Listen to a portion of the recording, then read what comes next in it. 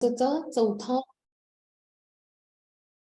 आपला अभ्यासाचा चौथा दिवस आहे आणि चौथ्या दिवसामध्ये आपण आपला चौथा अध्याय घेणार आहोत. तर त्याचं नाव आहे ते ज्ञान कर्म म्हणजे त्याला थोडक्यात काय म्हटलंय तर ज्ञानयोग असं म्हटलंय बरं का.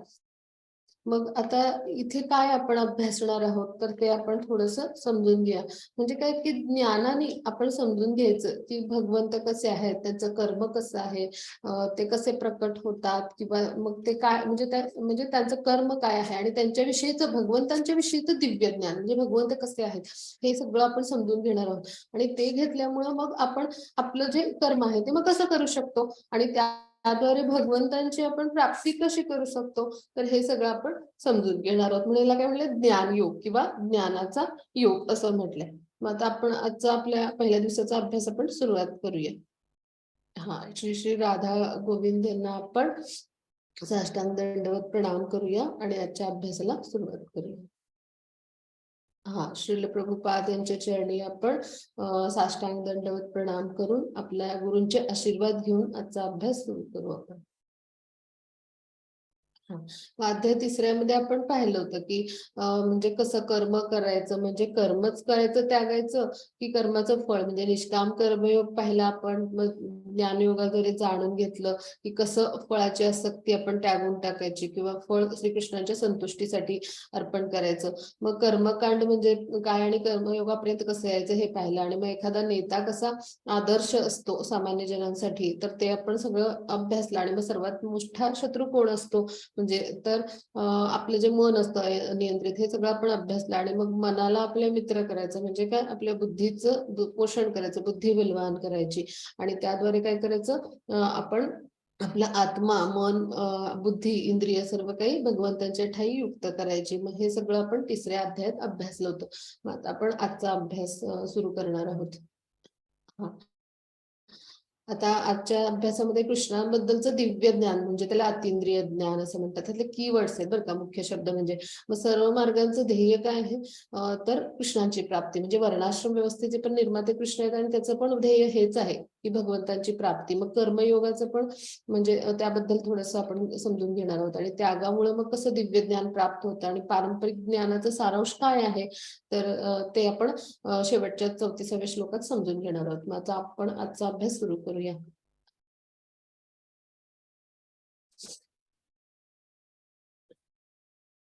मग भगवद्गीता आपली जशी आहे तशी मग त्याच्याबद्दल थोडासा आपण इतिहास समजून घेऊया. मग त्याची पुढची स्लाइड बरोबर होती तेच घ्या.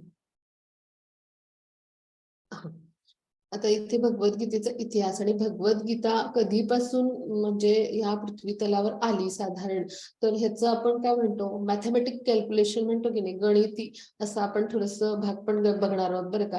म्हणजे सगळ्यांना हे खूप आश्चर्य वाटेल पण भगवद्गीता किती पुरातन कालापासून आहे आणि आपल्याला ते माहितीच नाहीये म्हणजे. तर ते सगळं आपण आता समजून घेणार आहोत. श्री भगवानुवाच इमं विवस्वते योगं प्रोक्तवान् मव्ययं विवस्वान मनवे प्राह मनुरिक्ष्वाकवे ब्रवीत. भगवान श्रीकृष्ण म्हणाले मी योगाचे हे अविनाशी शास्त्र सूर्यदेव विवस्वान यांना दिले होते आणि विवस्वानाने ते मानव जातीचे पिता मनु यांना सांगितले होते आणि मनुने ते इक्ष्वाकूला सांगितले होते. आता भगवान श्रीकृष्ण काय म्हणाले की हे जे ज्ञान आहे म्हणजे योगाचं ज्ञान भेटलंय म्हणजेच काय की याला काय म्हणते योग म्हणजे योग या शब्दाचा अर्थ काय होतो अध्यात्मानुसार तर भगवंताशी युक्त होणे किंवा भगवंताशी जोडले जाणे बरं का. म्हणजे भगवंत प्राप्ती. तर हे जे म्हणजे असं भगवत प्राप्ती आपण कशी करू शकतो ह्याबद्दलचं जे दिव्य ज्ञान आहे आणि अविनाशी आहे म्हणजे कधीही नष्ट न होणार कारण भगवंतांनी स्वतः हे दिलंय आपल्याला. म्हणजे भगवंतांच्याकडून ज्ञान येतं ते भगवंतांसारखंच अविनाशी असतं कारण भगवंत स्वतः कसे चिरंतन आहेत सनातन आहेत. आणि म्हणून हे असं शास्त्र आहे म्हणजे आपण बघा अध्याय संपल्यावर योगशास्त्रे कृष्ण अर्जुन संवादे असं आपण वाचतो की नाही प्रत्येक अध्यायाच्या शेवटी. ह्याचा अर्थ काय होतो म्हणजे हे ज्ञान आणि विज्ञान म्हणजे असं म्हणून त्याला शास्त्र म्हणते. म्हणजे काय जे ज्ञान आहे म्हणजे तत्वज्ञान आहे म्हणजे तार्किक स्तरावर आपण ते म्हणजे आचरणाच्या स्तरावर जेव्हा आपण ते उपयोगात आणतो, मग त्याला काय म्हणतात? विज्ञान असं म्हणतात. आणि म्हणजे भगवद्गीता म्हणजे काय? तर शास्त्रीय म्हणजे जे म्हणजे थोडक्यात जे तत्वज्ञान आहे, तर त्याचा आचरणाच्या किंवा अनुभवाच्या स्तरावर किंवा कृतीच्या स्तरावर त्याचं ते कसं उपयोगात आणायचं आणि तो अनुभव घेणं, म्हणून त्याला काय म्हटले? शास्त्र असं म्हटले. शास्त्र म्हणजे काय? It is a science of experiments, हो की नाही? प्रायोगिक तत्वावर आपण किंवा अनुभवजन्य तत्वावर, कृतीच्या स्तरावर, आचरणाच्या स्तरावर, म्हणून ते शास्त्र आहे. आणि ते कसं आहे? अविनाशी शास्त्र आहे. आणि मग हे असं जे अविनाशी शास्त्र आहे की ज्यामुळे आपण भगवंतांशी युक्त होऊ शकतो, भगवंतांशी जोडले जाऊ शकतो, भगवंतांची कृपा प्राप्त करू शकतो, ते त्यांनी कोणाला दिलं?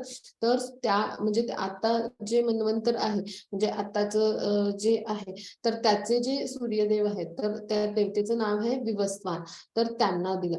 आणि मग ते विवस्वान जे आहेत, तर त्यांनी कुणाला दिलं? तर मानव जातीचे पिता मनु म्हणजे विवस्वानांचे म्हणजे ते शिष्य, तर त्यांना दिलं. म्हणून आपल्याला मनुष्य म्हणतात बघा. म्हणजे हा संस्कृत शब्द आहे बरं का. मनुष्य म्हणजे आपण मनुचे पुत्र, आपले जनक आहेत ते. म्हणून मनूंना दिलं त्यांनी. आणि मनूंनी मग काय केलं? आपले पुत्र म्हणजे जो पूर्ण पृथ्वी तलावर ज्यांचं राज्य होतं, असा इक्ष्वाकू राजा, की ज्यांच्याच कुळात पुढे रघु नावाचे राजे आले. आणि त्या रघुराजांच्याच पुढच्या म्हणजे पुढचे वंशज म्हणजे भगवान श्रीराम, म्हणजे भगवंतांनी तिथे श्रीरामांच्या रूपात म्हणजे भगवंत अवतरित झाले. मग हा भाग आपण इथे समजून घेऊया. म्हणजे अशा पद्धतीने भगवंतांनी हे अगदी म्हणजे पुरातन काळापासून हे ज्ञान दिले. म्हणजे त्रेतायुगाच्या आरंभी त्यांनी हे विवस्वानांना दिलं. आणि मग पुढे ते इक्ष्वाकू पर्यंत आलं. मग आता आपण पुढे जाऊ. म्हणजे हे का समजून घ्यायचं? तर पूर्वीच्या काळी काय व्हायचं की राजवंशी लोक किंवा म्हणजे राजाचे जे मुख्य म्हणजे थोडक्यात जे राजे लोक असतात त्यांना म्हणजे हे ज्ञान दिलं जायचं. मग राजांना का द्यायचे? तर जे राजवंशातील लोक किंवा असे जे ऑथोराइज पोझिशन असलेले असायचे, तर त्यांना जर ज्ञान दिलं तर ते आपल्या नागरिकांना ह्या भौतिक जंजाळात अडकण्यापासून संरक्षण करतील. आणि राजाचं हे कर्तव्य असायचं म्हणजे की आपल्या प्रजेला त्यांनी योग्य प्रकारे मार्गदर्शन करून योग्य पद्धतीने म्हणजे प्रजेमध्ये कशा पद्धतीने शांतता आणि सलोखा राहील, आणि त्याचबरोबर त्या दिव्य आनंदात म्हणजे ते देखील कसे सुखी होतील प्रजाजन, आणि भौतिक जंजाळात पडण्यापासून त्यांचं कसं संरक्षण होईल, म्हणजे ह्यासाठी हे ज्ञान दिल्याचं. म्हणजे राजर्षी म्हणत बघा पूर्वी, म्हणजे काय की जे अध्यात्माला जाणतात असे, म्हणजे तर अशा पद्धतीचं जे असतात. म्हणजे सूर्यलोकांचा राजा कोण आहे?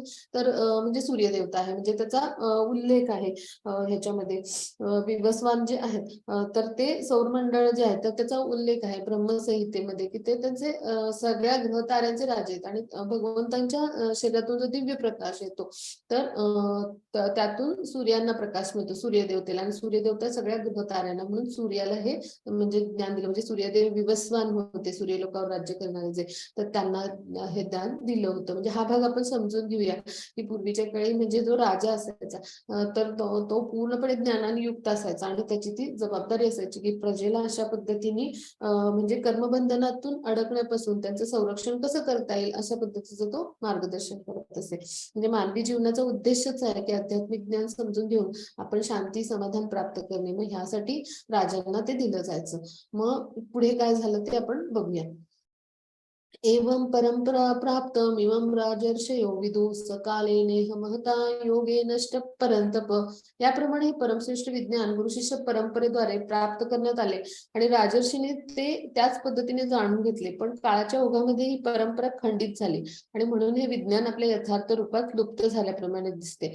म्हणजे काय झालं की मग पुढे हे जे विज्ञान आहे असं गुरु शिष्य परंपरेद्वारे असं ते पुढे पुढे जात राहिलं. पण आणि ते राजर्षींनी वेगवेगळ्या पद्धतीनं जाणून पण घेतलं. पण काळाच्या ओघामध्ये काय झालं की परंपरा थोडीशी खंडित झाली. म्हणजे ह्याच्या म्हणजे जे भगवद्गीतेचं असं ज्ञान आहे, म्हणजे एकाने ते समजून घ्यायचं आणि आपल्या पुढच्या म्हणजे पुढच्या आपल्या एका गुरूंनी ते ज्ञान प्राप्त करून आपल्या पुढच्या शिष्यांना द्यायचं. अशा पद्धतीने गुरु परंपरेनं हे एका म्हणजे एका गुरुकडून शिष्याकडे शिष्याकडून पुन्हा आपल्या म्हणजे ते गुरु बनल्यावर शिष्यांकडे असं जात होतं. पण काहीतरी म्हणजे हे जे विज्ञान आहे तर त्याच्याविषयी वेगवेगळी भाष्य निर्माण करण्यात आली. वेगवेगळ्या हे जे भौतिक संसारात लिप्त असलेले जे लोक आहेत त्यांनी मग त्याच्यावर आपल्या मनाप्रमाणे म्हणजे अर्थ म्हणजे असुरी प्रवृत्तीचे लोक असतात. मग ते काय करतात की आपल्या मनाप्रमाणे त्याचे अर्थ लावले गेले. म्हणजे भगवद्गीतेचा मूळ मतितार्थ कुठेतरी लुप्त झाला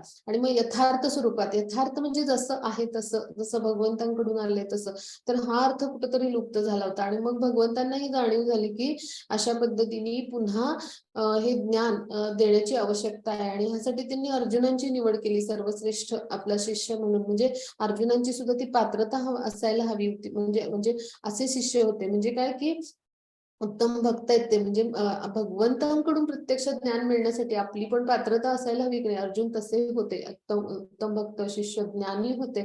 आणि असे त्यांची पात्रता असल्यामुळं म्हणजे भगवंतांनी त्यांची निवड केली. आणि उत्तम सखा आणि मित्र पण आहेत ते त्यांचे. म्हणजे आणि ते भगवंतांचा मत्सर करत नाहीत. म्हणजे काय की भगवंतांच्यावर त्यांचं प्रेम आहे भरपूर. म्हणजे साख्य या भावानं म्हणजे मित्रत्वाच्या नात्यानं त्यांच्याकडून भरपूर म्हणजे उत्तम अशी श्रद्धा आणि दृढ विश्वास आहे.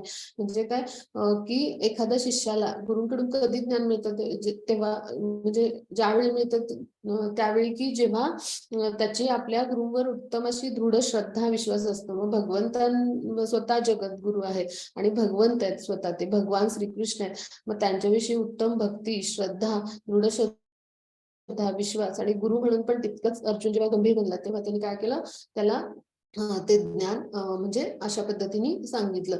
आणि मग ही जी खंडित झालेली परंपरा आहे ही त्यांनी अर्जुनाच्या माध्यमातून म्हणजे पुन्हा प्रस्थापित केली पहा. आणि अशा पद्धतीने मग पृथ्वीवर पुन्हा म्हणजे ही जी गीता लुप्त झाली होती किंवा जे जशी आहे तशी म्हणजे जसं भगवंतांनी कडून आले ज्ञान तसंच्या तसं येणं आवश्यक आहे. आणि त्यासाठी त्यांनी ही पुन्हा परंपरा प्रस्थापित केली. मग आता आपण पुढे जाऊ.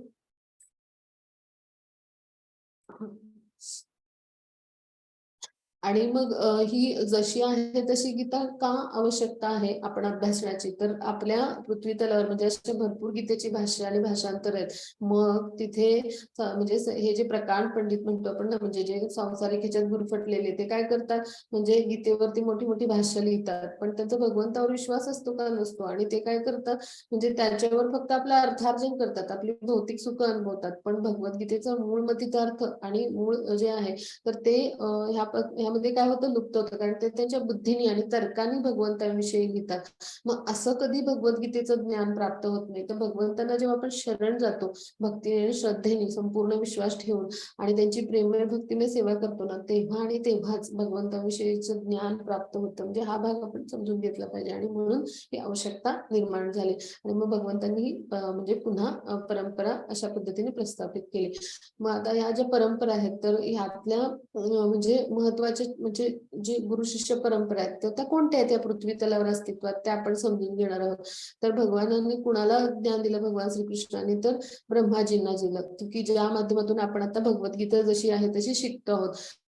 मग ती ब्रह्माजींच्याकडून म्हणजे त्यांचे ते जे शिष्य आहेत नारद मुनी त्यांच्याकडे, मग त्यांनी नारद मुनींनी कोणाला दिली तर व्यास मुनींना ते ज्ञान दिलं. व्यासांनी कोणाला दिलं मध्वाचार्यांना. म्हणजे असे ते परंपरेनं आपल्याकडे पर्यंत पोहोचलं. आणि आता श्रील प्रभुपाद हे 32व्या या ब्रह्म वैष्णव गौडीय परंपरेतले आपले गुरु आहेत, प्रमुख आचार्य आहेत.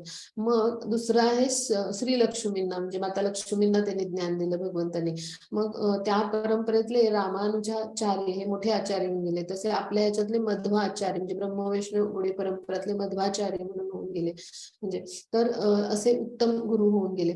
मग तिसरं ज्ञान कुणाला दिलं तर भगवान शिवांना. मग शिवांच्या परंपरेतले विष्णू स्वामी म्हणून उत्तम महान आचार्य होऊन गेले. आणि मग चौथं संप्रदाय कुठला तर त्यांना कुमार संप्रदाय म्हणतात, की जे 4 कुमार आहेत. म्हणजे सनक, त्यानंतर सनंदन आणि त्यानंतर सनत कुमार आणि सनातन असे 4 कुमार आहेत. तर त्याला कुमार संप्रदाय म्हणतात. मग त्या परंपरेतले निंबकाचार्य म्हणून आचार्य प्रमुख आचार्य होऊन गेले. तर अशा पद्धतीने ह्या 4 संप्रदाय आणि ह्या 4 परंपरा आहेत. तर हे पृथ्वी तलावर म्हणजे आपल्या म्हणजे ब्रह्मांडात म्हणजे मध्ये हे जे पृथ्वी म्हणजे आपला पृथ्वी लोक आहे, तर इथे फक्त ह्या 4 संप्रदायांमध्येच हे ज्ञान दिलं गेलं. आणि हे सोडून जर कोणी म्हणत असेल की म्हणजे आपल्या मनाद्वारे किंवा मनोकल्पित असं काही सांगत असतील, तर आपण त्यावर विश्वास ठेवता कामा नये. आपण खात्री केली पाहिजे की नक्की ते भगवंताकडून आलेलं ज्ञान आहे का, म्हणजे हा भाग आपण इथे लक्षात घेतला पाहिजे. आणि मग इथे श्रील प्रभुपाद आहेत, त्यांचे गुरु कोण होते? भक्ती सिद्धांत सरस्वती. आणि भक्ती सिद्धांत सरस्वती यांचे गुरु कोण होते? तर किशोरीदास बाबाजी. आणि त्यांचे गुरु होते भक्ती विनोद ठाकूर. आणि भक्ती विनोद ठाकूरांचे गुरु होते जगन्नाथ बाबाजी. तर अशा पद्धतीची ही गुरु शिष्य परंपरा आहे आणि त्यातून आलेलं ज्ञान आपण अभ्यासता होतं. आणि ह्याला म्हणायचं ब्रह्मगौडी म्हणजे ब्रह्मगौडीय वैष्णव परंपरा असं म्हणतात. मग आता आपण पुढे जाऊ. हा, मग आता इथे अर्जुनाला एक प्रश्न पडलाय की तुम्ही तर माझ्या म्हणजे असे कसे दिसता, म्हणजे माझ्याच समकालीन आहात, आपण तर एकत्रच आहोत आता मित्र म्हणून म्हणजे होतो. आणि मग तुम्ही तर माझ्याच वयाचे आहात, माझ्याच काळात आहात आलेले, आणि तुम्ही तर म्हणताय की मी पूर्वीपासूनच हे सगळं ज्ञान दिलंय, हे असं कसं काय होऊ शकतं? म्हणजे हा प्रश्न पडलाय अर्जुनानं. मग आता त्याचं उत्तर काय देतात भगवंत आपण बघूया.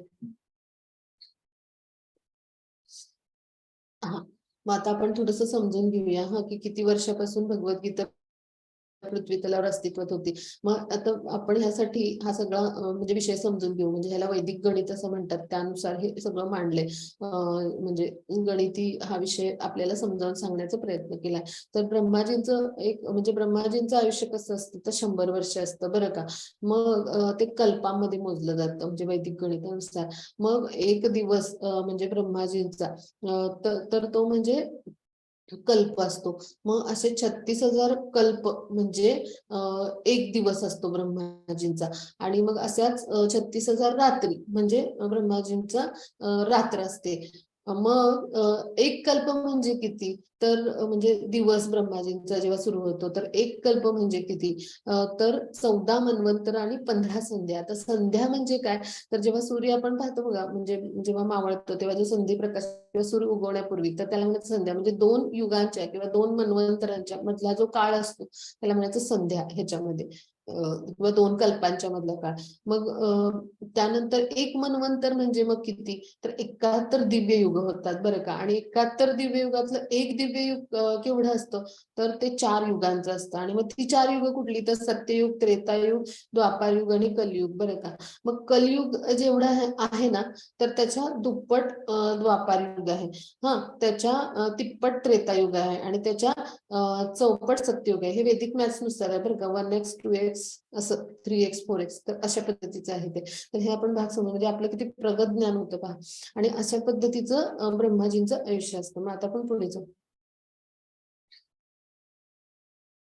हा, मग ब्रह्मदेवांचं जीवन किती आहे? तर साधारण 155.52 ट्रिलियन इयर्स बरं का. मग आता 6 मन्वंतर संपलीत, 4 युगांची 27 चक्र संपलीत. आणि आता 3 युग संपलीत, सत्ययुग, त्रेतायुग आणि द्वापार युग. आणि कलियुगातला आपला निघून गेलेला वेळ किती आहे? तर आता कलियुग 5124 संपलं बरं का. इथं त्या स्लाइड्स बनवल्या होत्या तेव्हाचं वर्ष आहे 5117. तर आपलं 5124 संपून 5125 सुरू झालंय कलियुग. तर मग आता देवांचं जीवन किती आहे? तर साधारण 155 पॉईंट म्हणजे 522 ट्रिलियन इयर्स म्हणजे इतकं आहे. आता आपण पुढे जाऊ. हा, मग मनूचं जीवन कसं आहे पहा. तर 4 युगांची 27 चक्र आणि आता 3 युग संपलीत. आणि कलियुगातला वेळ निघून गेलेला 5124 वर्ष आहे. म्हणजे 4,32,000 वर्ष आहेत कलियुगातली, त्यातली फक्त 5124 वर्ष संपलीत बरं का. आणि मनूचं जीवन किती आहे? 120.5331 मिलियन इयर्स. म्हणजे काय, मनूच्या जन्मापूर्वी आपण ही भगवद्गीता सांगितली भगवानांनी शिष्य सूर्यदेव विवस्वान यांना. तर म्हटलं तर 120 दशलक्ष वर्षापूर्वी ती विवस्वानांना सांगितली गेली होती. आणि मग आता आपण पुढे बघूया. हा, मग इथे महाभारताच्या शांती पर्वामध्ये हा श्लोक आहे आणि त्यामध्ये हा सगळा उल्लेख पण आहे बरं का. तर कलियुगातला हा निघून गेलेला वेळ 5124 वर्ष साधारण. आणि मग त्रेता आणि द्वापार युग म्हणजे त्रेतायुगाच्या आरंभी सांगितले. तर तो काळ किती होईल? तर साधारण म्हणजे तो एकूण म्हणजे गीता पृथ्वीवर आली जेव्हा, तर ते जर आपण असं कॅल्क्युलेशन करायचं म्हटलं तर किती होईल, तर 2 मिलियन वर्ष म्हणजे, आणि त्याही अधिक म्हणजे पहा, म्हणजे तर तेव्हापासून गीता पृथ्वीवर उपस्थित आहे आणि हे सगळं शांती पर्वामध्ये उल्लेख आहे. तर अशा पद्धतीने आपण गीतेचा इतिहास शोधू शकतो म्हणजे. आणि हा त्रेतायुग आणि द्वापार युगाचा मिळून काळ दिलाय, म्हणजे 4,32,000 वर्ष त्रेतायुगाची आणि हे सॉरी कलियुगाची, आणि जी आहेत तर त्यातली 5,124 वर्ष संपलीत, आणि त्रेतायुगाचा काळ हा संपून गेला आणि द्वापार युगाचा मग त्याचं कॅल्क्युलेशन वरती दिलंय म्हणजे. तर अशा पद्धतीनं 2 मिलियन वर्षांपेक्षाही अधिक ही भगवद्गीता पृथ्वीवर आली होती. आता आपण पुढे जाऊ. हा, मग ब्रह्मदेवाचं 1 दिवस, 1 तास, 1 मिनिट ह्याचं कॅल्क्युलेशन दिलं म्हणजे कितीतरी काळ लोटून गेला का. तर असा म्हणजे भरपूर म्हणजे प्राचीन इतिहास भगवद्गीतेला आहे आणि तेव्हापासून ती अस्तित्वात आहे. आता आपण पुढे जाऊ. हा, मग आता कृष्ण आहेत तर ते कसे असतात म्हणजे त्यांचं स्वरूप काय आहे, तर हेच आपण ज्ञानाने आपण समजून घेणार आहोत. आणि भगवंताविषयीचं ज्ञान घ्यायचं तर त्याचे आपल्याला फायदे काय मिळणार आहेत हे पण आहे बरं का. म्हणजे भगवंतांनी सगळं व्यवस्थित सांगितलंय, फक्त आपण ते समजून घेण्याची आवश्यकता आहे. तर आता आपण म्हणजे ते समजून घेऊया. मी जरी अजन्म आहे आणि माझ्या दिव्य शरीराचा कधीच नाश होत नाही, आणि मी जरी सर्व प्राणीमात्रांचा ईश्वर आहे, तरी प्रत्येक युगात मी माझ्या मूळ दिव्य रूपात अवतीर्ण होत असतो.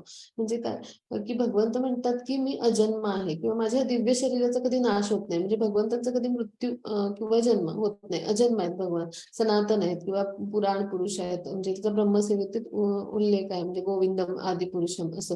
तर मग त्यांच्या दिव्य शरीराचा कधीच नाश होत नाही, कारण ते आध्यात्मिक शरीर आहे त्यांचं. आणि मग मी सर्व प्राणीमात्रांचा ईश्वर असलो तरी मी प्रत्येक युगामध्ये म्हणजे माझ्या मूळ दिव्य रूपात अवतीर्ण होतो. म्हणजे पहा इथे चित्रात भगवंतांनी म्हणजे जे आपण अवतार आपला मूळ प्रकट केलाय, तर ते आपण इथे ही गोष्ट अभ्यासूया की देवकी माता आणि वसुदेव तर ह्यांच्या पोटी श्रीकृष्ण जन्म घेऊन येणार होते. मग त्यावेळेला ते काय झाले, देवकीच्या समोर ते प्रकट झाले. आपल्या ब्रह्मांडासाठीचं जे मूळ त्यांचं दिव्य रूप आहे, चतुर्भुज विष्णू रूप, की त्याला नारायण रूप म्हणतात किंवा परमात्मा स्वरूप म्हणतात, तर त्या स्वरूपामध्ये तर ते प्रकट झाले. मग देवकी मातेने त्यांना प्रार्थना केली की तुम्ही लहान म्हणजे बाळाच्या स्वरूपात, सामान्य स्वरूपात या, छोट्या बाळाच्या स्वरूपात. म्हटल्यावरती मग ते छोट्या बाळाचं रूप त्यांनी म्हणजे धारण केलं. म्हणजेच काय की भगवंत नेहमी प्रकट होतात, कधीही ते जन्म आणि मृत्यू जसा आपल्याला आहे, म्हणजे आपलं शरीर भौतिक आहे आणि आपला आत्मा आध्यात्मिक आहे, तर आपल्या शरीराला वेगवेगळ्या म्हणजे समस्या आहेत, जन्म, मृत्यू, जरा व्याधी. तर असं काही भगवंतांच्या बद्दल होत नाही, तर ते काय होतात, प्रकट होतात आणि त्यांचं मूळ दिव्य रूप आहे, तर त्या रूपामध्ये अवतीर्ण होतात. मग कृष्ण कसे प्रकट होतात हे आपण अभ्यासलं, आणि मग त्यांचे वेगवेगळे अवतार असतात, मन्वंतर अवतार, युग अवतार असे असतात. आणि त्यासाठी का अवतरित होतात मग वेगवेगळ्या अवतारांमध्ये. आणि हे जरी अवतार असले म्हणजे त्यांचे वेगवेगळे अवतार जे आहेत, शक्त्यावेश अवतार, युगा अवतार, मन्वंतर अवतार, लीला अवतार, गुणा अवतार असे प्रकार आहेत, तरी पण भगवंत काय करतात की त्यांचं मूळ दिव्य स्वरूप असतं, तर ते ह्याहून भिन्न असतं. आणि हे अवतार म्हणजे काय, तर त्यांचे स्वांश आहेत आणि ते भगवत लोकामध्ये स्थित असतात, परमध्ये ते स्थित आहेत म्हणजे. आणि त्यानुसार त्यांचं प्रकटीकरण होत असतं किंवा ते प्रकट होत असतात. मग हा भाग आपण इथं समजून घेतला पाहिजे. आणि मग आता ते केव्हा येतात तर हे आपण समजून घेऊया. यदा यदा हि धर्मस्य ग्लानिर्भवति भारत अभ्युत्थानम् धर्मस्य तदात्मानं सृजाम्यहम्. जेव्हा जेव्हा आणि जेथे जेथे धर्माचरणाचा ऱ्हास होतो आणि अधर्माचं वर्चस्व होतं, त्यावेळेला हे भारता मी स्वतः अवतीर्ण होतो. म्हणजे काय की आता भगवंत केव्हा येतात हे सगळ्यांनी समजून घेऊया, की जेव्हा जेव्हा धर्माचरणाचा ऱ्हास होतो, म्हणजेच काय की धर्माची जी तत्व आहेत त्यांचा ऱ्हास होतो आणि अधर्माचं वर्चस्व वाढतं, त्यावेळेला काय होतं की मी स्वतः अवतीर्ण होतो. म्हणजे काय की जी म्हणजे धर्मतत्व आहेत ना, तर वेदांमध्ये जी धर्मतत्व आहेत, तर ती म्हणजे काय आहेत, तर त्यामध्ये वेगवेगळे म्हणजे त्यानुसार वेगवेगळ्या विधिविधानांचं आपण पालन केलं पाहिजे समाजातल्या सगळ्या लोकांनी. आणि मग जर असं पालन नाही झालं तर काय होतं, धर्माच्या नैतिक मूल्यांचा ऱ्हास होतो. म्हणजेच काय, अधर्माचं प्रमाण, अधर्मी लोकांचं प्रमाण वाढतं. मग धर्म हा म्हणजे हे जे वेद आहेत हे भगवंतांनी म्हणजे निर्माण केले आणि वेदामध्येही धर्मतत्व सांगितलेली आहेत. आणि वेदांचं उद्दिष्ट काय, भगवंतांची प्राप्ती करणे. म्हणजे काय, की जे धर्मतत्व आहेत, तर वेद काय सांगतात, धर्मतत्व म्हणजे प्रत्यक्ष भगवंतांचे काय आहेत, तर उपदेश आहेत किंवा त्या प्रत्यक्ष त्यांच्या आज्ञा आहेत. मग ते त्यांनी कसे दिले वेद, तर अगदी म्हणजे ते हृदयांतरित केलेले आहेत. म्हणजे इतकं म्हणजे भगवंतांनी ते अशा पद्धतीने दिलेत. आणि मग ब्रह्माजींनी ते म्हणजे आपल्यापर्यंत वेदांचं म्हणजे वेद आपल्यापर्यंत पोहोचवले. म्हणजेच काय, की जे वेद आहेत, तर त्यामध्ये भगवंतांच्या ह्या आज्ञा आहेत किंवा म्हणजे त्यांचे आदेश आहेत, ही धर्मतत्व. आणि ते ते भगवंतांनीच वेद निर्माण केले. त्यामुळे धर्मतत्व किंवा धर्माची संस्थापना कोण करू शकतात, भगवंतच करू शकतात. म्हणजे हे आपण समजून घेतलं पाहिजे. आणि म्हणून त्यासाठी भगवंत स्वतः अवतीर्ण होतात, की जेव्हा असं अधर्माचं वर्चस्व वाढतं आणि धर्मतत्वांचा ऱ्हास होतो धर्माचरणाचा, तेव्हा ते अवतीर्ण होतात. आता इथे चित्रात आपण समजून घेऊया, की म्हणजे पुढे ती येणारच आहे गोष्ट. तर जेव्हा वासुदेव आणि देवकी माता यांचा विवाह झाला, तर तेव्हा त्यांना रथातून आनंदाने कंस तिचा भाऊ घेऊन चालला होता. मग आकाशवाणी झाली, एवढं तू आनंदी होऊन जाऊ नको कंसा. म्हणजे असं आकाशवाणी झाली, ह्या देवकी मातेच्या म्हणजे पोटी जो पुत्र येणार आहे, तुझ्या बहिणीच्या पोटी जो पुत्र येणार आहे, आठवा, त्याने तुझा वध करणार आहे तो. असं म्हटल्यावर तो अत्यंत म्हणजे त्याला राग आला आणि त्यानं ताबडतोब तलवार काढली पहा चित्रामध्ये. आणि त्याने तिचे केस असे ओढून धरले आणि तो तिला म्हणजे तिची हत्या करायला निघाला. म्हटल्यावरती वासुदेवांनी त्यांना समजावलं, की म्हणजे आता तरी तुम्हाला काही धोका नाहीये. म्हणजे अत्यंत बुद्धिमान होते ते. आणि म्हणजे ती आपली बहीण आहे असं सांगितलं. म्हणजे आणि मग त्यानंतर त्यांनी काय सांगितलं, की आम्हाला असं पुत्र प्राप्त झाला की आम्ही आपणाकडे अवश्य आणून देऊ. आणि अशा पद्धतीने चतुराईने त्यांनी काय केलं, कंसाला शांत केलं. म्हणजेच काय, की असं जेव्हा अधर्माचं प्रमाण, म्हणजे ही आसुरी वृत्ती आहे ना, म्हणजे की आपल्या बहिणी साठी त्यांनी तलवार उगारलेली दिसते पहा चित्रामध्ये. तर मग असे जेव्हा लोकांचं वर्चस्व वाढतं अधर्माचं, तेव्हा भगवंत स्वतः अवतीर्ण होतात. मग ते अवतीर्ण होऊन मग काय करतात, ते आता आपण पुढे पाहणार आहोत.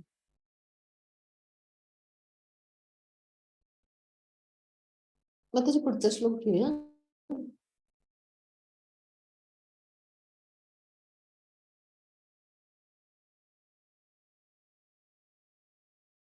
हा, कृष्णाला आता आपण नाही होते याच्या आधीचा. हरे हा कृष्ण हा हा होता ना हा माताजी. बरोबर, हा बरोबर आहे, बरोबर आहे. हा, आता ते का उत्तरित होतात त्याचं आपण कारण समजून घेणार आहोत. परित्राणाय साधूंना विनाशाय च दुष्कृतां धर्म संस्थापनार्थाय संभवामी युगे युगे. भक्तांचा उद्धार करण्याकरता आणि दुष्टांचा विनाश करण्याकरता तसेच धर्माची पुनर्स्थापना करण्याकरता मी स्वतः युगायुगात प्रकट होतो. म्हणजे काय, भगवंत काय करतात, भक्तांचा उद्धार करण्यासाठी आणि दुष्टांचा नाश करण्यासाठी, विनाश करण्यासाठी आणि धर्मतत्व किंवा धर्माची पुनर्स्थापना करण्यासाठी प्रत्येक युगामध्ये ते प्रकट होतात. मग आता भक्तांचा उद्धार करण्यासाठी म्हणजे काय, भगवंतांचे भक्त जे आहेत, तर त्यांचा कुणी छळ केलेला भगवंतांना बिलकुल आवडत नाही बरं का. आणि मग त्यांच्या सांत्वना प्रित्यर्थ भगवंत येतात. नाही तर भगवंतांचे म्हणजे इतके भक्त समर्थ आहेत, म्हणजे की ते सहज अशा दुष्टांचा नाश करून टाकतील, म्हणजे भगवंतांचे प्रतिनिधी म्हणून, भक्त म्हणून. पण भगवंत स्वतःच काय येतात, तर आपल्या भक्तांच्या सांत्वना प्रित्यर्थ येतात. ते त्यांचा उद्धार करण्यासाठी. त्यांना बिलकुल आवडत नाही आपल्या भक्तांचा कुणी अशा दुष्टांनी छळ केलेला. म्हणजे याचं उदाहरण पहा, की म्हणजे तो मग म्हणजे कुठल्याही कुळामध्ये जन्मलेला असो. म्हणजे असुर कुळामध्ये भक्त प्रल्हाद होते. मग त्यांचा असा हिरण्यकशिपूंनी छळ केला होता, त्यांचं जीवन वेदनादायी बनवलं पहा. म्हणजे मग त्यावेळेला स्वतः नरसिंह स्वरूपात ते अवतरित झाले सत्ययुगामध्ये. मग तसंच देवकी माता आणि जे वासुदेव होते, तर त्यांना कंसाने त्यांचा जो पुत्र आहे म्हणजे आठवा, त्याच्याद्वारे त्याचा म्हणजे वध होणार आहे हे कळल्यावरती त्याने त्यांना तुरुंगात टाकलं होतं. आणि मग त्यांचा खूप छळ केला. म्हटल्यावरती मग देवकी मातेचा उद्धार करण्यासाठी आणि त्याचबरोबर कंसाचा म्हणजे अशा म्हणजे दुष्टांचा नाश करण्यासाठी भगवंतांनी म्हणजे भगवंतांनी स्वतः म्हणजे स्वतः प्रकट होतात ते. आणि त्याद्वारे ते काय करतात, तर धर्मतत्वांची म्हणजे पुनर्स्थापना करतात. कारण ते भगवंतच करू शकतात. कारण वेद म्हणजेच धर्मतत्व किंवा मग जे काही वेदामध्ये जी धर्मतत्व आहेत म्हणजेच काय की ज्या आज्ञा आहेत भगवंतांच्या तर ज्यांनी त्या दिल्या तेच ते स्थापना करू शकतील हो की नाही. म्हणजेच काय धर्माची स्थापना फक्त भगवंतच करू शकतात आणि ती धर्मतत्वांची स्थापना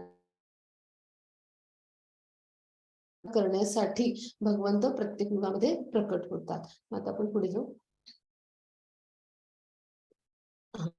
मग आता कृष्णाला आपण हे म्हणजे कृष्णाचं आपण हे सगळं जाणून घेतोय तर ह्याचा फायदा काय आहे म्हणजे पहा भगवंतांनी हे सुद्धा आधीच सांगून ठेवलंय. जन्म कर्मच मे दिव्यम एवं यो वेत्ति तत्वतः त्यक्ता देहम पुनर्जन्म नैति मामेति सोऽर्जुन. जो माझ्या जन्माचे कर्माचे दिव्य स्वरूप जाणतो तो देह त्याग केल्यानंतर या भौतिक जगतात पुन्हा जन्म घेत नाही तर हे अर्जुना तो माझ्या शाश्वत धामाची प्राप्ती करतो. म्हणजे काय की जो भगवंतांचं म्हणजे जन्म कसा होतो म्हणजे भगवंत कसे प्रकट होतात आतापर्यंत आपण अभ्यासलं की ना. तर कसे प्रकट होतात मग कसे अवतार आहेत त्यांचे मग ते येऊन काय करतात म्हणजे इकडे प्रकट होऊन काय करतात तर हे सगळं त्यांचं म्हणजे जे कर्म आहे तर हे सगळं याचं दिव्य स्वरूप जो कोणी जाणतो म्हणजे तर तो काय करतो म्हणजे त्याच्या मृत्यूनंतर जेव्हा तो देह त्यागतो तेव्हा काय होतं त्याला या भौतिक जगामध्ये पुन्हा जन्म घेता येत नाही. म्हणजे काय की त्याला भौतिक जगात म्हणजे पुन्हा यावं लागत नाही. म्हणजे काय भगवंतांच्या कृपेस प्राप्त होऊन त्याला भगवत धामाची प्राप्ती होते. म्हणजे पहा केवढं मोठं फळ आहे. आज आपण ऐकतो आहोत सगळं भगवंतांचं कार्य आणि भगवंत कशा पद्धतीने प्रकट होतात अवतरित होतात तर केवढं मोठं म्हणजे आपल्याला फळ त्याचं मिळतंय पहा फक्त हे जाणून घेतल्यामुळे. मग भगवंतांची भक्तिमय प्रेममय सेवा केली तर किती छान होईल ना. आपण विचार करूया हा विचार.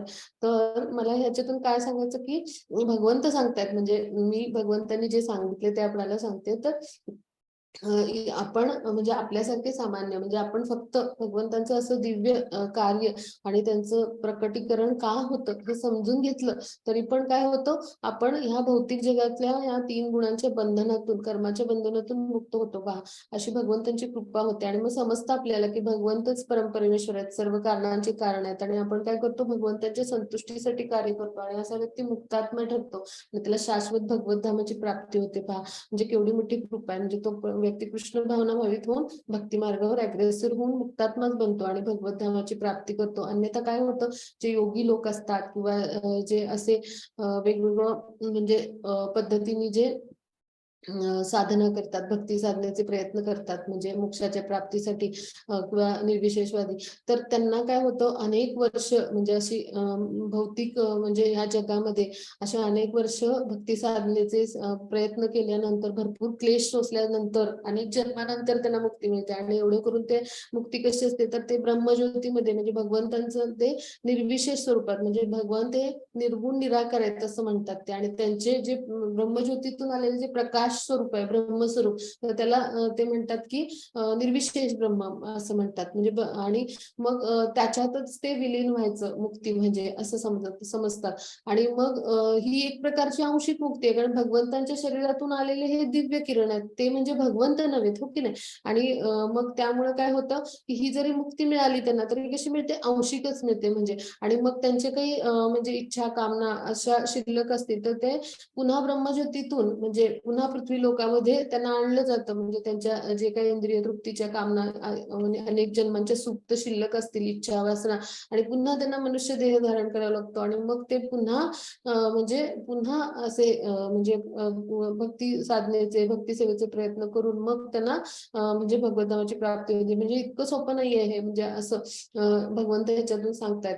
पण म्हणजे योगी किंवा अशा लोकांना निर्विशेषवादी पण जो कोणी फक्त भगवंतांचा जन्म आणि कर्माचं स्वरूप जाणतो आणि भगवंतांचं दिव्य स्वरूप जाणून भगवंत हे सर्व कारणांचे कारण आहेत परम परमेश्वर आहेत हे जाणतो आणि भगवंतांच्या ना शरण जाऊन तो त्यांची भक्तिमय प्रेमय सेवेला सुरुवात करतो तर अशी जी आहे तर त्याला म्हटले ती म्हणजे मुक्ती म्हणले किंवा पूर्णपणे कृष्ण भावनेमध्ये येऊन आपण जेव्हा भगवंतांच्या संतुष्टीसाठी कार्य करतो तर अशी जी आहे तर ती म्हणजे दिव्य स्वरूपाची मुक्ती आणि शाश्वत धामाची प्राप्ती करून देणारी असते. मग हा भाग आपण इथे समजून घेतला. आता आपण पुढे जाऊ.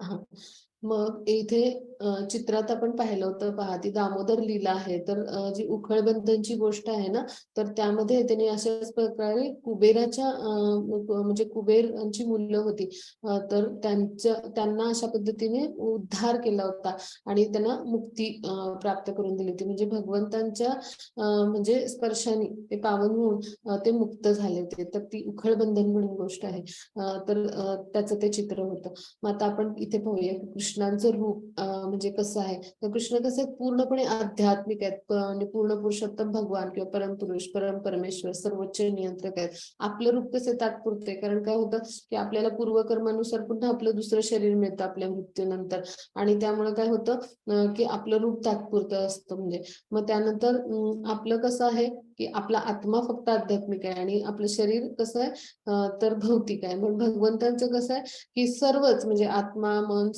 शरीर सगळंच आध्यात्मिक आहे हा फरक आहे आणि आपला आत्मा आहे तो आपल्या स्थूल शरीर आणि सूक्ष्म शरीराने आच्छादलेला आहे म्हणजे स्थूल शरीर म्हणजे आपली हे म्हणजे हे स्थूल शरीर म्हणजे हे सगळं आपलं दिसतं ते म्हणजे हाडमासांचं जे काही बनलंय हे पंचमहातत्वांचं आणि आपलं सूक्ष्म शरीर म्हणजे मन बुद्धी इंद्रिय आणि आपला आत्मा हा कसा आहे आध्यात्मिक आहे हा भाग आपण समजून घेतला मग आपण कसे मायेद्वारे नियंत्रित असतो मायेच्या प्रभावाखाली असतो आणि मग कृष्ण कोण आहेत तर मायेचे नियंत्रक आहेत तर हा भाग आपण इथे समजून घेतला मग आता आपण म्हणजे हा आपल्यातला आणि कृष्णांच्यातला फरक आपण समजून घेतला मग आता आपल्याला इतिहासात कृष्णांना जाणून घेण्यास सक्षम कोण आहे हे समजून घ्यायचंय बरं का मग आता आपण हे श्लोक अभ्यासूया वीतराग भय क्रोधा मन्मया मामुपाश्रिता बहो ज्ञान तपसा पूता मद्भाव पूता मद्भाव मागता ये यथा मा प्रपद्यन्ते तांस्तथैव भजाम्यहं मम वर्त्मानुवर्तन्ते मनुष्या पार्थ सर्वशः मग त्याची पुढची स्लाइड घेऊया तिथे अर्थ आहे त्याचा हा मग आता आसक्ती भय क्रोध यातून मुक्त झालेले पूर्णपणे माझ्याच स्थित झालेले मतपरायण म्हणजे भगवंतांशी युक्त झालेले भगवंत परायण झालेले ज्यांनी आपला आत्मा भगवंतांच्या मध्ये युक्त केला असे आत्मपरायण आणि माझ्या आश्रित असलेले गतकाळातील अनेक मनुष्य माझ्या ज्ञानामुळे शुद्ध झाले आहेत त्या सर्वांना माझ्या दिव्य प्रेमाची प्राप्ती झाली आहे म्हणजेच काय की जे ज्या भावाने मला शरण येतात त्यांना अनुरूप असे फळ मी त्यांना देतो हे पाहत सर्वजण माझ्या मार्गाचे सर्व प्रकारे अनुसरण करतात म्हणजे काय आसक्ती भय क्रोध यातून मुक्त झालेले आणि पूर्णपणे माझ्या स्थित असलेले म्हणजे काय की आपण भौतिक या जगातून जेव्हा म्हणजे भौतिक इंद्रिय तृप्तीच्या जगातून आपण म्हणजे इतके रत असतो आणि जेव्हा आपण एखाद्या भगवत भक्तांच्या किंवा प्रमाणित आध्यात्मिक गुरूंच्या सानिध्यात येतो तेव्हा काय होतं की आपल्याला समजतं की भगवंत हे सर्व कारणांचे कारण आहेत आणि आपण त्यांचे नित्य दास आहोत आणि ते आपले नित्य स्वामी आहेत हे आपलं नातं समजतं मग असे जे असतात त्यांना म्हणायचं भगवंतांच्या स्थित झालेले आणि मग या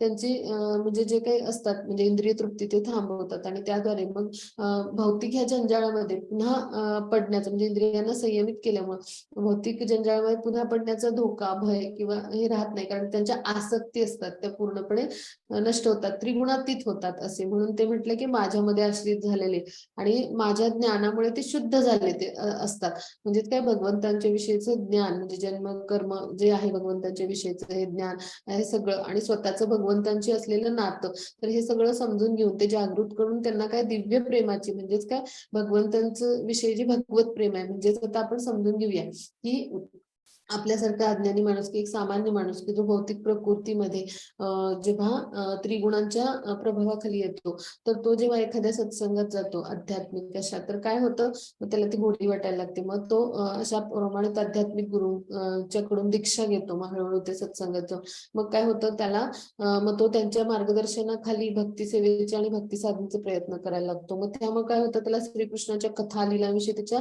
कानांना रुची वाटायला लागते आसक्ती निर्माण होते त्या आसक्तीतून काय होतं की म्हणजे त्याची ह्या इंद्रिय तृप्ती असतात किंवा ह्या ज्या भौतिक जगातल्या आसक्ती असतात ह्या हळूहळू नष्ट होत जातात आणि त्यामुळे त्याच्यामध्ये काय होतं तर भगवंताविषयीचा प्रेमभाव निर्माण होतो आणि म्हणजे त्याला म्हणायचं भावाचं स्वरूप आणि त्या भावाचं रूपांतर मग कशामध्ये होतं म्हणजे तर म्हणजे ते भाव कशामुळे निर्माण होतो तर दृढ श्रद्धा होते ना निर्माण आणि दृढ विश्वास आणि त्यातून भक्ती पुढे जात असते तर मग हा जो भाव निर्माण होतात भगवंतांविषयीचा म्हणजे जो दृढ भाव आणि प्रेमाची भावना आणि त्यातून काय होतं मग भावभक्तीतून प्रेमामध्ये म्हणजे भगवंताविषयीचं उत्कट प्रेम निर्माण होतं. मग हे जेव्हा निर्माण होतं तेव्हा अशा दिव्य प्रेमावरती म्हणजे भावभक्तीतून प्रेमा म्हणजे श्रद्धापासून प्रेमापर्यंत असे जे भक्तीचे चरण आहेत तर त्यातून त्या म्हणजे आत्म्याचा प्रवास घडतो आणि त्यामुळे काय होतात ते भगवत भक्तीमध्ये स्थित होतात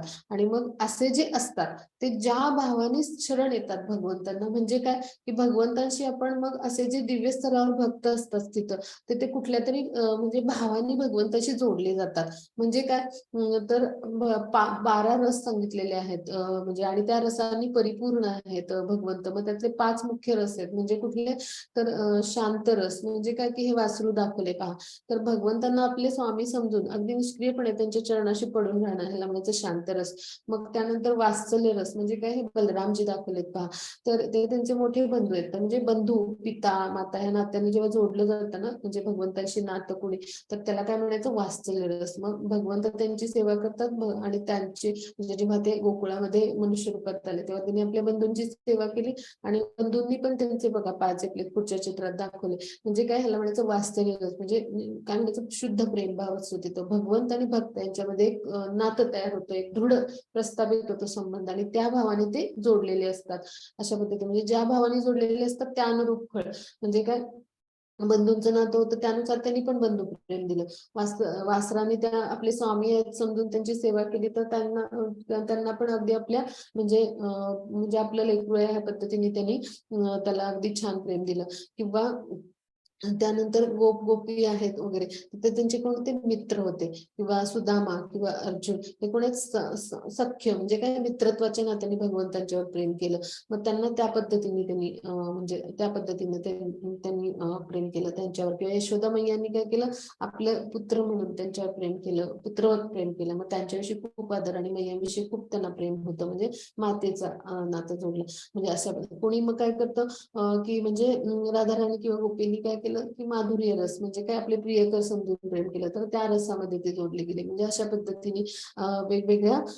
रूपामध्ये म्हणजे भगवंतांना जो कोणी पाहतो तर त्यानुसार भगवंत ज्या भावाने आपण त्यांना शरण जातो भगवंतांना तर त्यानुसार आपल्याला भगवंत फळ देतात आणि अशा पद्धतीने भगवंत काय म्हणतात की सर्वजण माझ्या मार्गाचे सर्व प्रकारे अनुसरण करतात म्हणजे जसं भगवंत त्यांच्यावर प्रेम करतात तसं ते देखील भगवंतांच्यावर प्रेम करत असतात आता हे पण आपण समजून घेऊया की कंसाने पण भगवंतांचं नित्य म्हणजे कंसाने पण भगवंतांचं नित्य असं स्मरण केलं पहा त्याच्या मनात काय विचार असायचं की हा जो 8वा पुत्र होणार आहे कृष्ण हा माझा वध करणार म्हणून तो सतत विचारत असायचा कंस की कृष्ण कधी जन्माला येईल आणि मी कधी त्याचा वध करेन ठार मारेन पण ते कसं होतं की त्यांनी शत्रुता केली म्हणजे कुठल्या भावाने तर शत्रू भावाने त्यांनी स्मरण केलं म्हटल्यावर त्याचा वध केला कृष्णाने हा लक्षात घेऊया भाग आणि आता आपण चित्र पाहिलं होतं आधीचं की शिशुपालाचं जावं शिशुपाल अत्यंत मत्सरी होता आणि तो श्रीकृष्णांच्या विषयी म्हणजे त्यांनी भर दरबारात त्यांच्याविषयी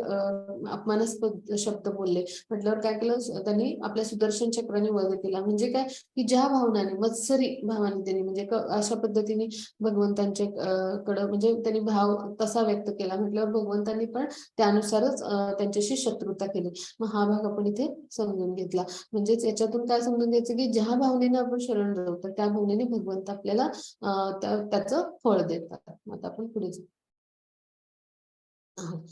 मनुष्य या जगात सकाम कर्मामध्ये सिद्धींची इच्छा करताना आणि म्हणून ते इच्छा करतात आणि म्हणून ते देवतांची आराधना करतात अर्थात मनुष्यांना या जगात सकाम कर्मापासून त्वरित फलप्राप्ती होते म्हणजे काय की हे जग जे आहे तर ह्या जगामध्ये मनुष्य काय करतो की सकाम कर्माची इच्छा म्हणजे काय आपल्याला मला छान घर हवं मला संपत्ती हवी मला जमीन जुमला हवं मला चांगली नोकरी हवी मग मला परीक्षेत चांगले मार्क हवे म्हणजे अशा एन टाईप ऑफ म्हणजे अशा अनेक पद्धतीच्या सकाम कर्मामध्ये आपली म्हणजे आपल्याला वेगवेगळ्या भौतिक जगात या संसारात इच्छा असतात आणि मग त्यासाठी आपण काय करतो ह्या वेगवेगळ्या देवतांची उपासना करतो आणि मग काय होतं म्हणजे कुणी खूप आजारी असतो तर तो सूर्यदेवाची उपासना करतो मग कुणाला खूप विद्याभ्यास म्हणजे खूप परीक्षेत चांगले मार्क हवेत मग तो सरस्वती देवतेची उपासना करतो मग कुणाला उत्तम पत्नी हवी मग तो म्हणजे उमा देवी म्हणजे पार्वतीची उपासना करतो मग अशा पद्धतीने वेगवेगळ्या उपासना सांगितलेल्या आहेत वेदामध्ये मग त्यामुळे काय होतं की ते त्या देवतांची आराधना आणि त्याची फळं पण त्यांना लगेच मिळतात. म्हणजे सिद्धी म्हणजे काय, त्याची फळं लगेच मिळतात. कारण ह्या देवता त्यांना प्रसन्न होतात आणि त्यानुसार फळं देतात.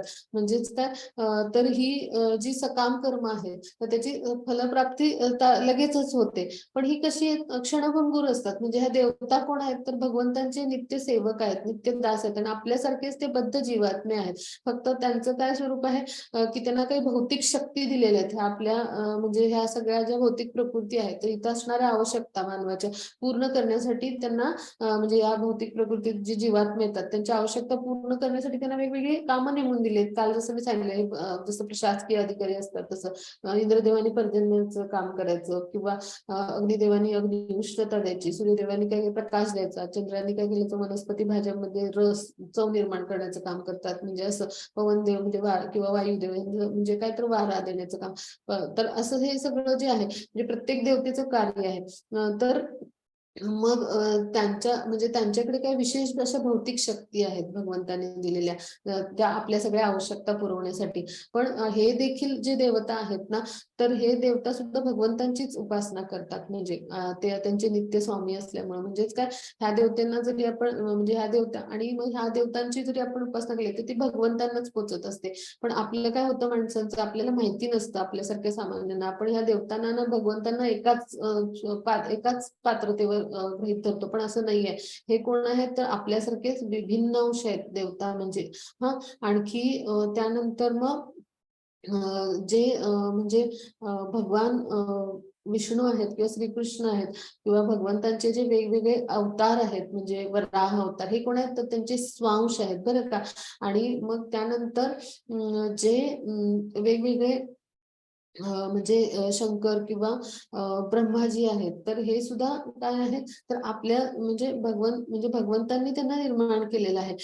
पण ह्याचा अर्थ भगवंत आणि ब्रह्माजी किंवा शंकर हे एकाच पातळीवर किंवा समान नाही आहेत. तर सर्वश्रेष्ठ परमेश्वर असे कोण आहेत, श्रीकृष्ण आहेत आणि आपण सगळे कोण आहेत, तर त्यांचे विभिन्न अंश आहोत. हे आपण भाग लक्षात घेतला पाहिजे. आणि म्हणून काय होतं, की जर अशा देवतांची आराधना केली, तर हे सुद्धा बद्ध जीवात्मे आहेत. म्हणजे ह्या प्रकृतीचा जेव्हा म्हणजे विनाश होतो, त्यावर बरोबर हे त्यांची उपासना करणारे जे म्हणजे जे आराधक असतात आणि ह्या देवता ह्यांचा पण नाश होतो. आणि यांनी दिलेल्या जे वर असतात किंवा जे म्हणजे असतात फळ असतात, त्याची ती क्षणभंगूर असतात वरदान. आणि त्यामुळे मग अल्पबुद्धी मनुष्य काय करतात, की समजून घेत नाहीत की श्रीकृष्ण हेच परम परमेश्वर आहेत आणि त्यामुळे ते अशा देवतांची उपासना करतात. आणि मग सकाम कर्म आणि इंद्रिय तृप्तीच्या पाठीमागे ते लागलेले असतात. भौतिक जी संसारातली ही वेगवेगळ्या आपल्या इच्छा कामना असतात आणि त्यासाठी अशी सकाम कर्मासाठी त्वरित फलप्राप्ती त्यांना मिळते.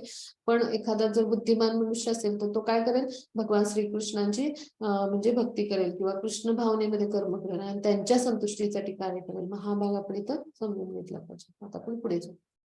हा, चातुर्वर्ण्यं मया सृष्टं गुणकर्म विभागशः तस्य कर्तारमपि विद्य कर्तारमव्ययम्.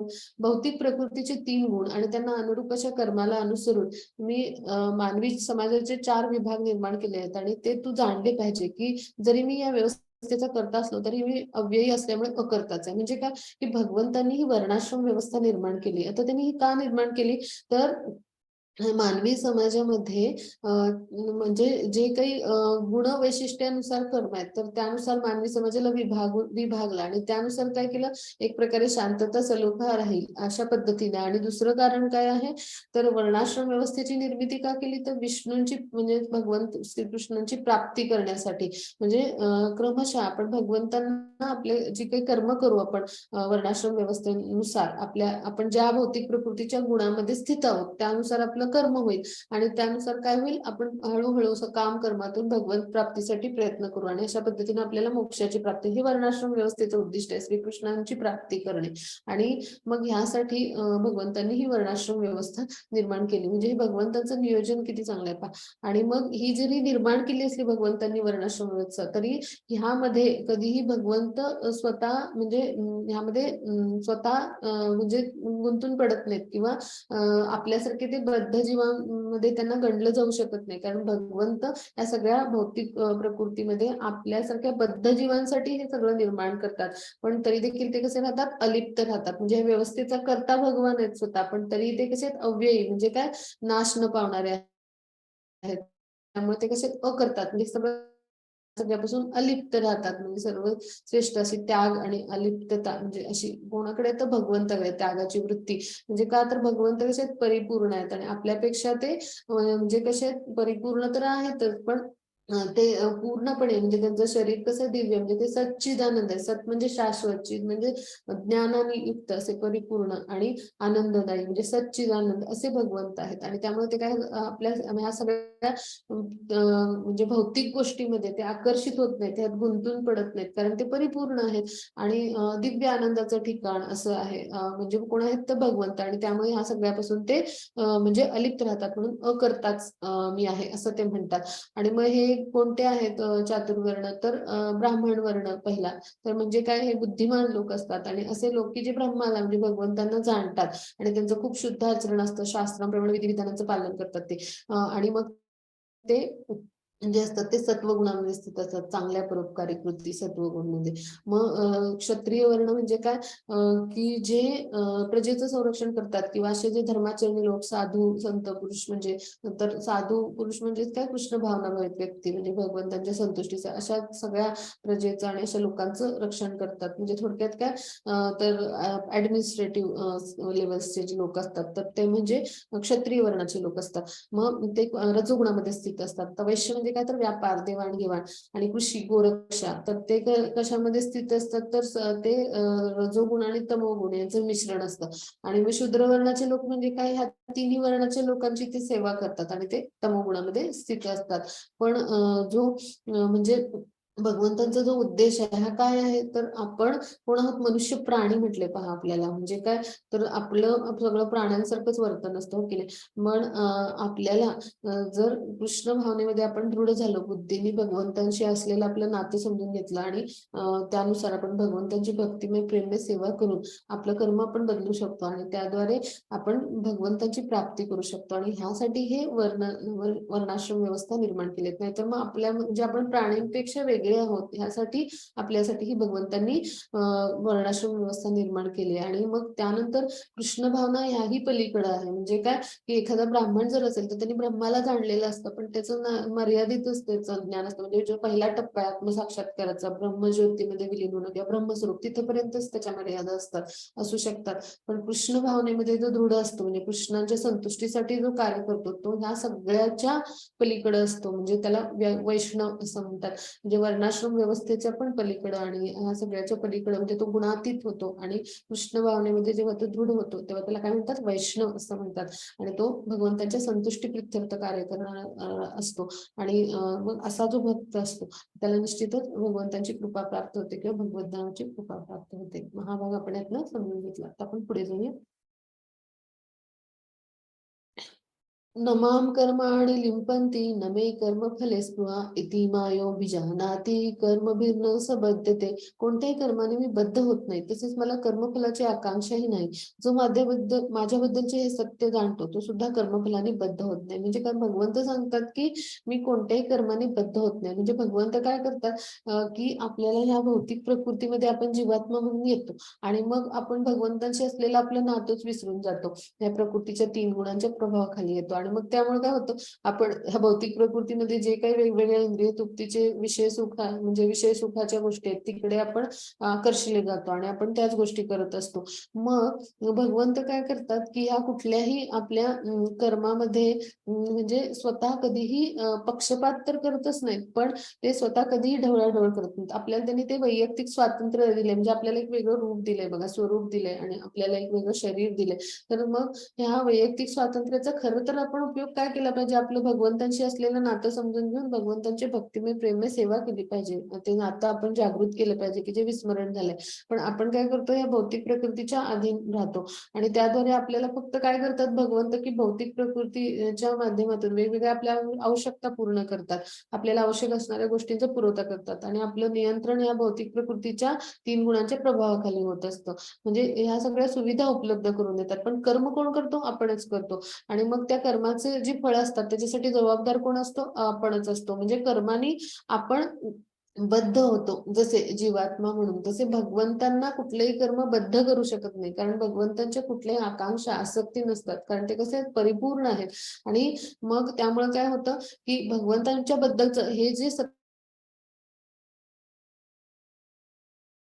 भगवंतांचं असं दिव्य स्वरूप जाणतो की भगवंत म्हणजे सर्वश्रेष्ठ असे परमपरमेश्वर आहेत किंवा सर्वश्रेष्ठ त्यागी किंवा संन्यासी वृत्ती भगवंत भगवान आहेत ते, त्यावेळेला तो भगवंतांना पूर्ण शरण जातो आणि भगवंतांच्या भक्तिमय प्रेममय सेवेमध्ये स्थित होतो, कृष्ण भावनेमध्ये तो दृढ होतो आणि कृष्णांच्या संतुष्टीसाठी कार्य करतो. म्हणजे हे जो सत्य जाणतो तो देखील कर्मफळांनी अशा बद्ध होत नाही. म्हणजेच काय, तो भगवंतांची भक्तिमय प्रेममय सेवा केल्यावर आपोआपच ह्या कर्मफळातून म्हणजेच काय ह्या जे 3 गुण प्रकृतीचे बांधतात वेगवेगळ्या कर्माच्या फळामध्ये, ह्याच्यातल्या म्हणजे ह्यातून तो म्हणजे ह्याच्या पलीकडे जातो, म्हणजे गुणातीत होतो तो, म्हणजेच काय ह्या बंधनातून तो मुक्त होत जातो. आणि त्यामुळे काय होतं की तो मुक्तात्मा बनतो आणि मग त्याला भगवत धामाची प्राप्ती होते. म्हणजे जसं इथे चित्रात दाखवले तर सुदामा जे आहेत तर त्यांच्या म्हणजे ते जेव्हा श्रीकृष्णांकडे गेले तर त्यांनी काय केलं, भगवंतांना पूर्णपणे म्हणजे त्यांच्यावर पूर्णपणे शरण जाऊन एक मित्र नात्याने खूप प्रेम केलं आणि खूप त्यांचा प्रेमभाव होता, म्हणजे सांख्यभावाने. तर त्यामुळं भगवंतांनी पण त्याची म्हणजे खूप अशी म्हणजे काय म्हणतात, खूप अत्यंत उत्तम मित्र म्हणून खूप छान अशी आदरातिथ्य किंवा म्हणजे अतिथी आपल्या घरी आल्यानंतर कशी सेवा तशी भगवंतांनी म्हणजे त्यांची केली.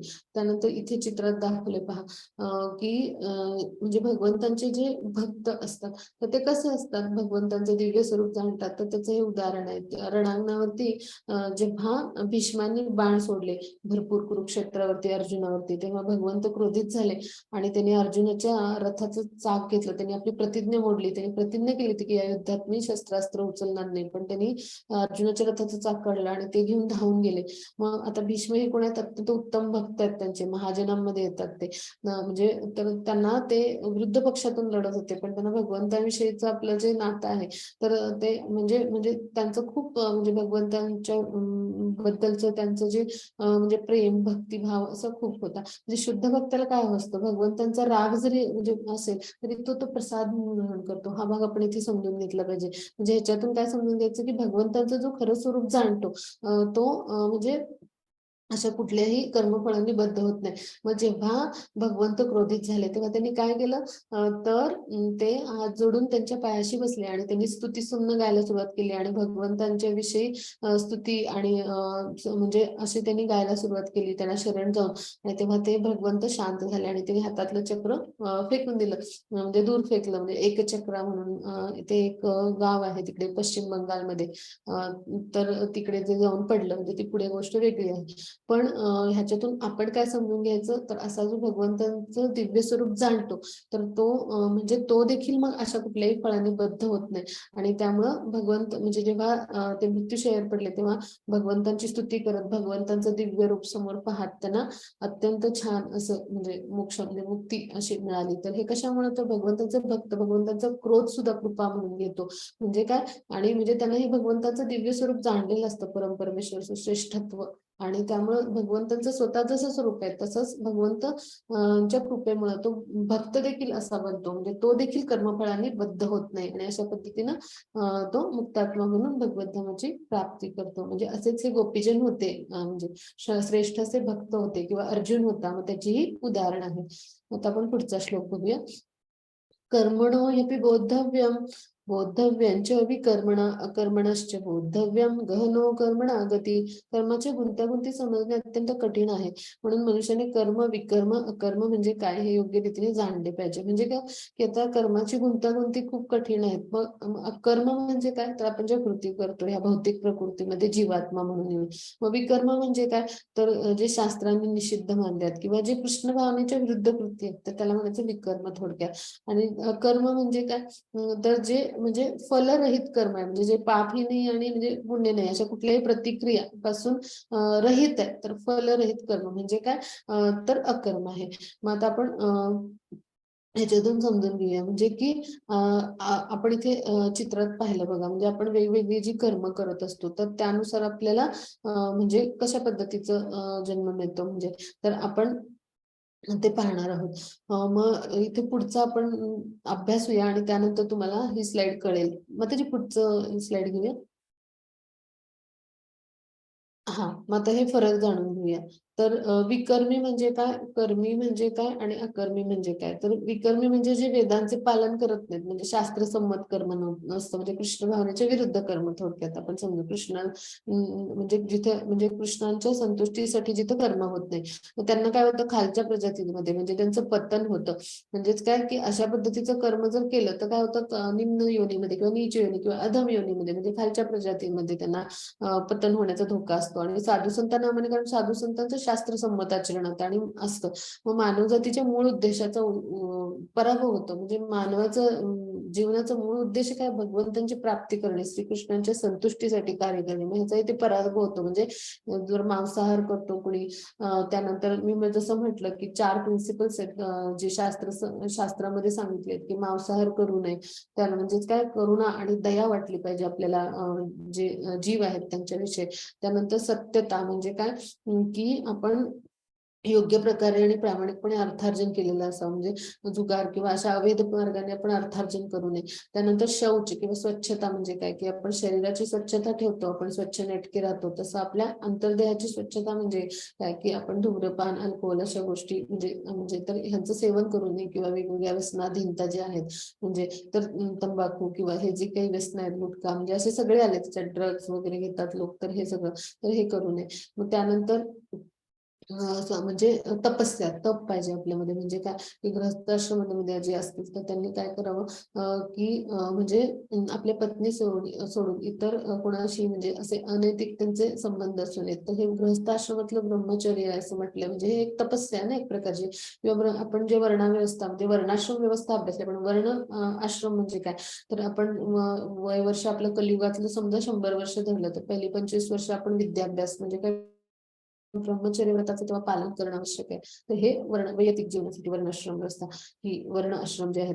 त्यानंतर गृहस्थ जीवनात गुरूंच्या संमतीने आपण म्हणजे म्हणजे गुरूंच्या संमतीने आपण प्रवेश केला पाहिजे. आणि गृहस्थाश्रमात यज्ञ, दान, तप असं केलं पाहिजे.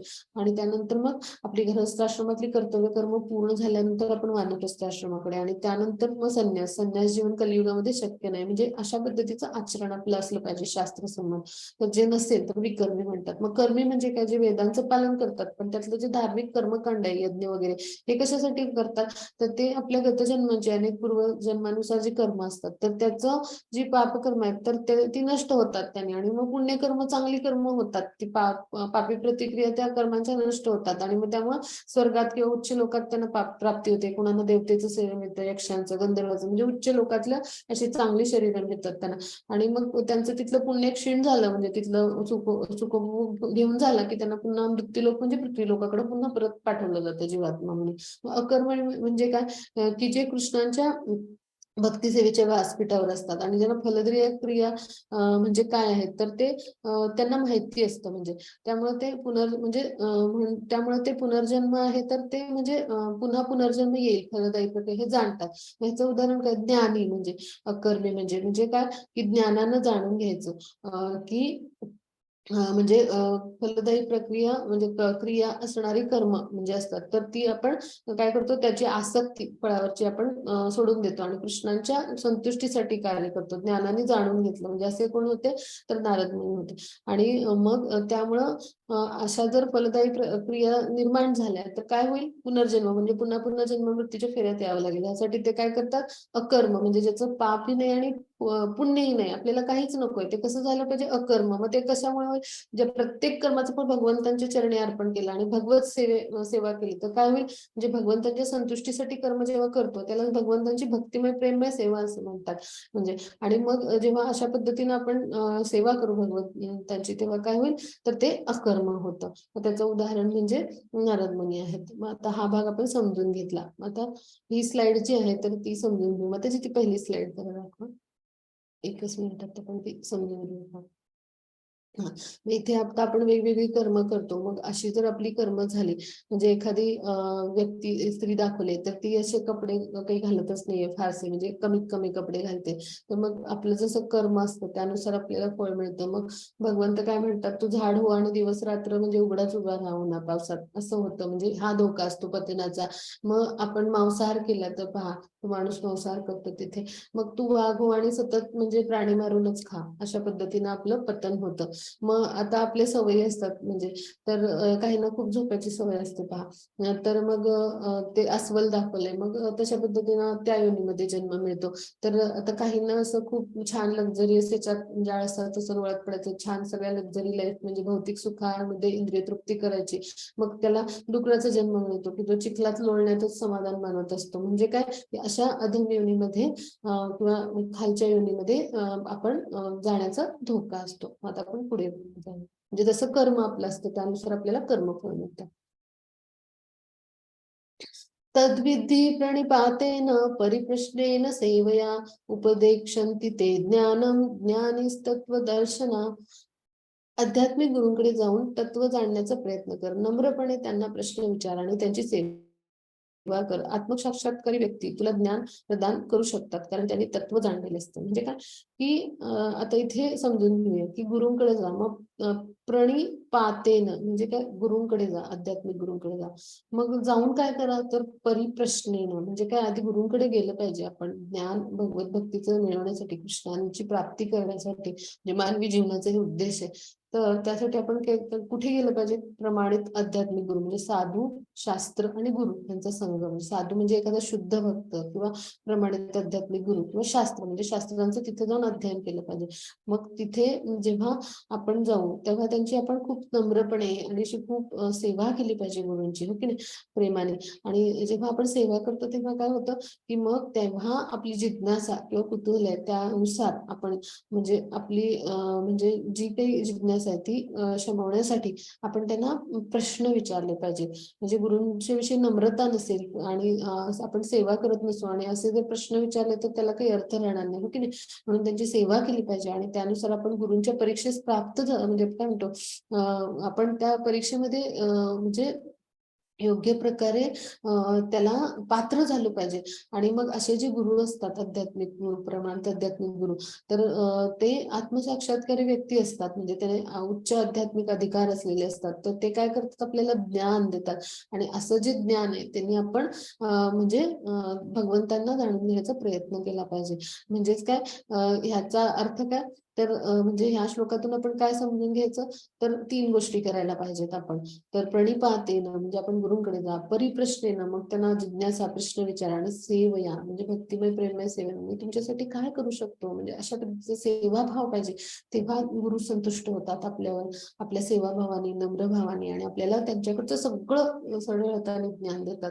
आणि त्यांची कृपा म्हणजे ती कृष्णांचीच कृपा होत असते कारण गुरु आत्मसाक्षात्कारी गुरूंना ज्ञान कोणाकडून येतं तर भगवंतांकडून येतं. भगवंतांचे ते प्रमाणित प्रतिनिधी असतात आणि ते त्याद्वारे काय करतात आपलं भगवंतांशी नातं जोडतात आणि त्याद्वारे आपल्याला भगवंतांच्या संतुष्टीसाठी कसं कार्य करायचं भक्ती साधने सेवेचे प्रयत्न कसे करायचे हे ज्ञान प्राप्त होऊन त्या मार्गावर आपल्याला कसं अग्रेसर व्हायचं यासाठी कार्य करतात. आणि त्याद्वारे त्यांच्या मार्गदर्शनाद्वारे मग काय होतं आपल्यावर भगवंतांची कृपा होते. आणि मग जेव्हा भगवंतांची कृपा होते तेव्हा निश्चितच आपल्याला मुक्ती किंवा मोक्षाचं द्वार आहे ते उघडतं.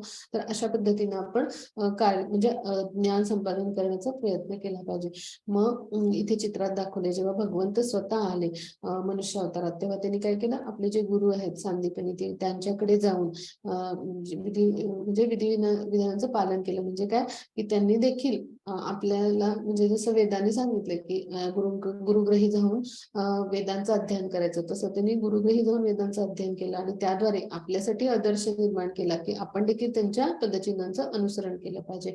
अशा पद्धतीने प्रमाणित आध्यात्मिक गुरूंच्या आश्रयाला जाऊन आपण काय केलं पाहिजे भगवंतांचा जन्म आणि त्यांचं दिव्य कार्य ह्याविषयी जाणून घेतलं पाहिजे. आणि भगवंतांविषयीच्या स्वरूपाविषयीचं जेव्हा आपण ज्ञान प्राप्त करतो अशा पद्धतीने तेव्हा निश्चितच आपल्याला आपली स्वरूपस्थिती कळते आणि भगवंतांच्या विषयी आपलं जे नातं आहे आपलं विसरलेलं तर ते पुन्हा जागृत होतं आणि त्याद्वारे आपण काय होतो की भगवंतांच्या म्हणजे कृपेस पात्र होण्यासाठी सगळे प्रयत्न करतो. म्हणजे आपली शुद्धीकरणाची प्रक्रिया सुरू होते आणि त्याद्वारे आपल्याला ही जी प्रक्रिया सुरू होते म्हणजे भगवत भक्तीच्या मार्गावर आपल्याला गुरु घेऊन जातात आणि आपल्याकडून भक्ती साधनेचे सेवेचे प्रयत्न करून घेतात योग्य मार्गदर्शन योग्य ज्ञान देऊन. आणि त्यामुळे काय होतं आपण या त्रिगुणातीत जातो आणि भगवंतांच्या कृपेस प्राप्त होऊन आपण भगवत धामाला पोहोचतो. तर आपला अभ्यास इथे संपला. आता कोणाला काही शंका असतील तर आपण विचारूया.